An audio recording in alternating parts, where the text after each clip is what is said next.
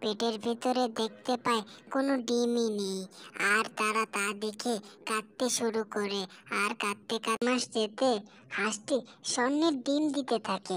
তা দেখে কাশিমপুর গ্রামে মিচকে শিয়াল তার বউ ও মেয়েকে নিয়ে বসবাস করত। মিচকে শিয়াল জমি চাষাবাদ করে কোনো রকম ভাবে তাদের সংসার চালাতো। মিচকে শিয়াল ছিল খুবই সহজ সরল, আর তার বউটা ছিল কিছুটা লোভী প্রকৃতির।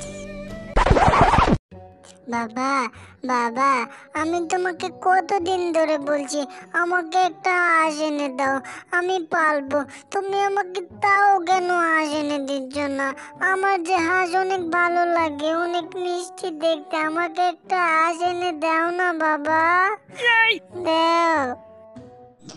তোর বাবা হাঁস কোথা থেকে আনবে রে টিনা? আমাদের জন্য দুবেলা ভাত জোগাতেই তো কষ্ট হয়ে যায় তোর বাবার, আর তুই বলছিস হাঁস আনতে? হ্যাঁ, আরে তুমি ওকে এইভাবে বলছো কেন? আমাদের একমাত্র মেয়ে। এইবার বাবা চাষবাস ভালো হোক, তোর জন্য আমি একটা সুন্দর দেখে হাঁস আনবো। তুই মন খারাপ করিস না, দেখিস তোর জন্য আমি হাঁস নিয়ে আসবো বাবা। তুই মন খারাপ করিস না, যা খেলতে যা। এ কি মজা! ঠিক আছে বাবা, তাহলে এবার তুমি আমাকে আজ এনে দিবা এখন এই খুশিতে। তাহলে একটু যাই খেলে আসি আমি।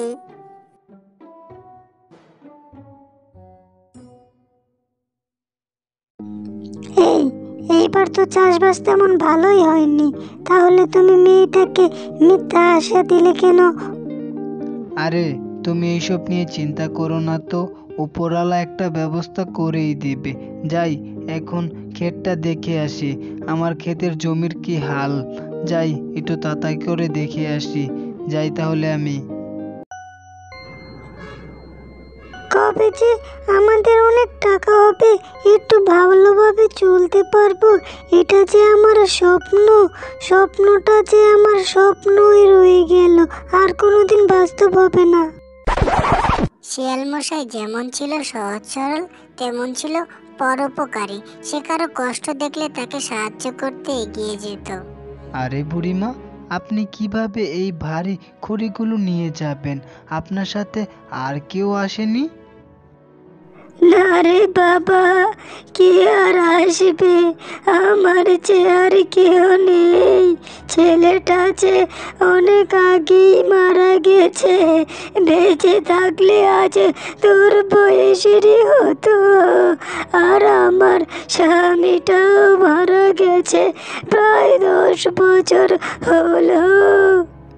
আরে বুড়িমা, আপনি মন খারাপ করেন না। আমি আপনার ছেলের মতোই, আর আমারও মা নেই। আপনার আর টেনশন করতে হবে না। আমি আপনাকে এই খড়িগুলো আপনার বাসায় দিয়ে আসছি, চলেন আপনি। এই বলে মিচকে শিয়াল খড়িগুলো তার মাথায় নিয়ে বুড়ির বাসার দিকে রওনা দিল। আর তার বাসায় পৌঁছে বুড়িকে বলল, আপনি আমার মায়ের মতোই।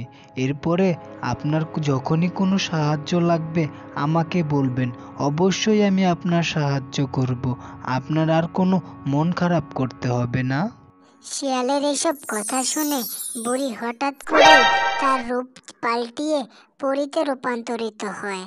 আর শিয়ালকে বলে, আমি এতক্ষণ তোমার পরীক্ষা নিচ্ছিলাম, আর এই পরীক্ষায় তুমি খুব ভালোভাবে উত্তীর্ণ হয়েছো। আমি তোমাকে খুব পছন্দ করেছি, তাই আমি তোমাকে কিছু উপহার দিতে চাই। বলো, তুমি আমার কাছ থেকে কি চাও, বলো। আরে আমি এ কি দেখছি? আমার সাথে এমনটা ঘটবে তা তো আমি কোনোদিন কল্পনাও করতে পারিনি। আমি আপনার কাছ থেকে এখন কি আর চাইবো? তোমার যা ইচ্ছে তুমি তাই আমার কাছ থেকে চাইতে পারো, আর তুমি যা চাবে আমি তোমাকে তাই দেব। কি আর চাইবো? আচ্ছা, যদি দেওয়ার হয় তাহলে আমাকে একটা হাঁস দেন। আমার মেয়েটা অনেকদিন ধরে বায়না ধরছে একটি হাঁসের জন্য। আমাকে একটি হাঁস দিলেই হবে, আর কিচ্ছু চাই না। শিয়াল, তুমি অনেক সহজ সরল, তুমি আমার কাছ থেকে আরো দামি কিছু চাইতে পারতে, কিন্তু তোমার যা দরকার তুমি আমার কাছ থেকে তাই চেয়েছো। আমি তোমাকে এক্ষুনি দিচ্ছি। এরপর পরি জাদু করে একটি ফুটফুটে হাঁস দেয় আর শিয়ালকে বলে, এই হাঁসটাকে অনেক সেবা যত্ন দিয়ে পালবে, তাহলে এই হাঁস থেকে ভালো কিছু পাবে। এই বলে পরি জাদু করে প্রকৃতির সাথে মিশে যায় আর মিচকে শিয়াল হাঁসটিকে বাড়িতে নিয়ে আসে। কি গো, তোমার কাছে তো কোনো টাকা পয়সা ছিল না, তাহলে তুমি এই হাঁসটাকে কোথায় পেলে? শিয়াল তার সাথে ঘটে যাওয়া সব ঘটনাই খুলে বলে তার বউর কাছে। এই শুনে তার বউ অবাক হয়ে বলে, এ কি করেছো তুমি? হায় খোদা, তোমার কি কখনোই বুদ্ধি শুদ্ধি আর হবে না? তুমি পরীর কাছ থেকে সামান্য একটি হাঁস নিয়ে চলে এসেছো। তুমি তো তার কাছ থেকে ধন সম্পদ, টাকা পয়সা, সোনা গহনা চাইতে পারতে। কি করেছো তুমি? হায় রে হায়, কোনোদিনও আমরা আর বড় লোক হতে পারবো না রে। কি করেছো তুমি? হায় রে হায়।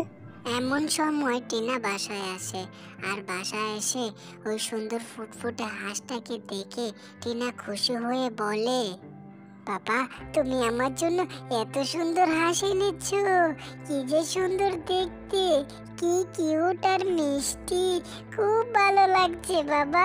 তোমাকে অনেক অনেক ধন্যবাদ বাবা, আমি তোমাকে অনেক ভালোবাসি। আর এই হাঁসটার নাম আজ থেকে টুসি। এই টুসির সাথে আমি সারাদিন খেলবো। ইয়ে! হ্যাঁ, তোরা বাপ মেয়ে মিলে এই হাঁসের সাথে থাক।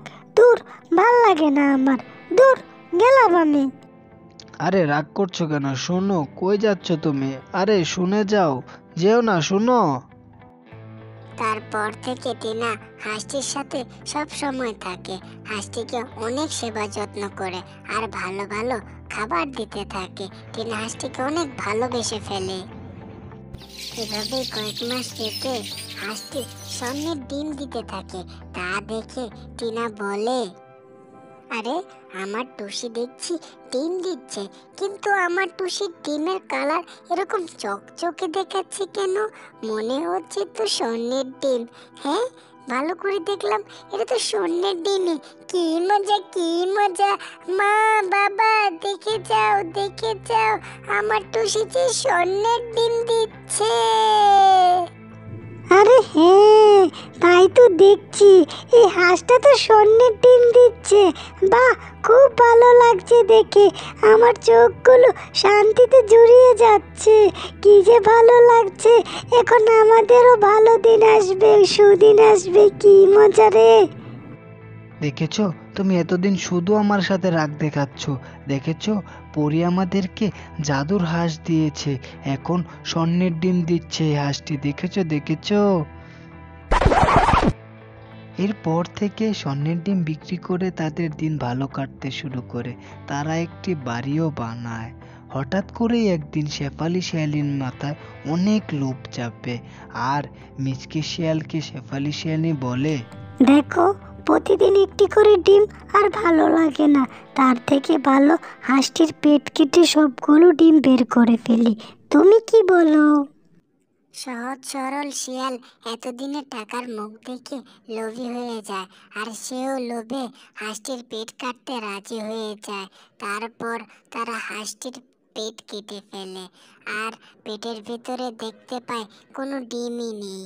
আর তারা তা দেখে কাঁদতে শুরু করে আর কাঁদতে কাঁদতে বলে, এ আমি কি করলাম? বেশি লোভ করতে গিয়ে সব হারালাম। আয় খোদা, কি করলাম আমি? এ কি হলো? আয় রে খোদা, কি করলাম আমি? এমন সময় টিনা স্কুল থেকে বাসায় ফিরে এসে আর দেখে টুসি ছিন্ন ভিন্ন হয়ে পড়ে আছে।